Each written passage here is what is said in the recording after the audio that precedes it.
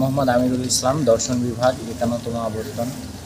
আমাদের জাহাঙ্গীরনগর বিশ্ববিদ্যালয়ের যে কেন্দ্রীয় ছাত্র সংসদ নির্বাচন এবং হল সংসদ নির্বাচন একসঙ্গে অনুষ্ঠিত হয়েছে গতকাল, এবং ভোট কাস্ট হয়েছে প্রায় 69%।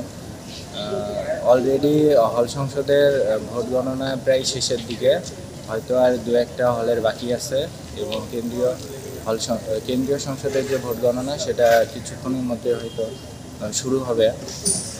তো এত দেরি হওয়ার কারণ হলো যে ডিজিটাল পদ্ধতি বা মেশিনের সাহায্যে ভোট গণনা না করে মানে প্রথাগত পদ্ধতিতে বা ম্যানুয়ালি যে গণনা করা হয় সেটা গণনা করার জন্য এত সময় লাগছে। তো আশা করা যায় যে রাতের মধ্যে আমরা রেজাল্ট হয়তো পাবো কেন্দ্রীয় সংসদের। আর হল সংসদের রেজাল্ট আমার জানা মতে বিকাল ৫টার দিকে হয়তো ঘোষণা করা হবে।